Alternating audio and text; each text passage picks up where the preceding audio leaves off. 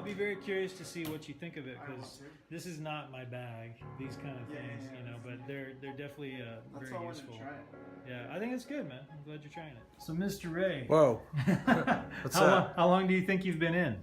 Like 20, 30 minutes? 20, 30 minutes. Okay, not too bad. A little longer than that. Really? Yeah. Hey, get out of here. It's okay. Well, I beat everything pretty much. Oh, really? Yeah. Okay, cool.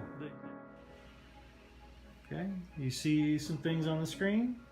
Okay. Studio? Yeah, Oculus Studios. There you go. You're going into a doctor. My name is Elena Hurd and I teach graphic design, computer science, Spanish. The VR experience gets you really engaged into the reality of what's happening. And what I find interesting is that while listening to the story and watching all the visual around you, it puts you into that scene. And from my experience, it was a little bit kind of a dizzy because I have stuff moving around me, and it was my first experience in VR to say. And so some of the time I had to close my eyes and I get dizzy, but at the end I got engaged into it. But I can see how the student, they can get really engaged into it by the narrative and the visual that it present. It actually, I would say, engage them or have them visually see what they're talking about than just listening to the story by itself. I'm interested in using VR in my classroom in different areas, especially for some kids that need more visual or hands-on activity. I think it will help them. Yeah. And if they're racing, they're more likely. I'm Claudia Espedo and I teach 8th grade history and English. My first thoughts were that I think I was just afraid of taking the time to explore something that I know, like I already know myself with technology, it's going to take me forever to figure it out.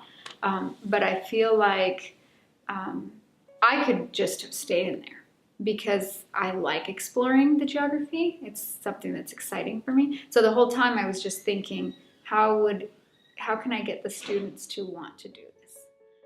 I think with Google Earth, I think that's the best connection that I was able to find. And right away I can get them to feel more familiar with the geography.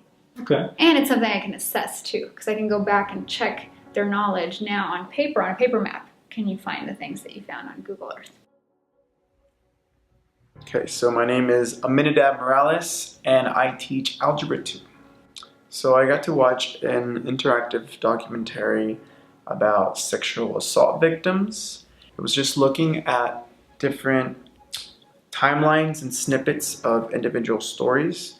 So one person's story would be woven throughout the whole experience, and it was connected by lines, and after you watched one, it would kind of fade away, and then you could look at the next one, and so on and so forth. And so they went through what happened to them and what they tried to do to bring justice to whoever assaulted them. A lot of them did not find justice. And that was the rough part, because it just showed us how flawed our system was in reporting sexual assault. I think you definitely get much more immersed rather than just watching a video on YouTube or on a flat screen. I think you having to turn around and follow their story instead of just watching it straight on one screen, and then having that vision like taken away from you, and having the sound, because it did have like different sound for each one, and there was even slight background differences when you would watch different people's stories. I think just having that high level of immersion definitely makes you feel a little bit more in their place.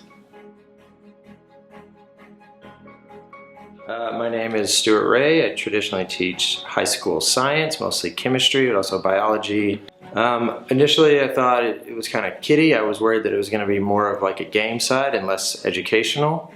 I found it to be a little bit of both. There's a game aspect to it, but you have to go through basically lessons of content in order to unlock achievements. which is pretty cool. What was the experience you played today? So I did the big table, which is the first automated digital chemistry lab in space. And so it had you go through different activities to familiarize yourself with the environment and the equipment in the lab.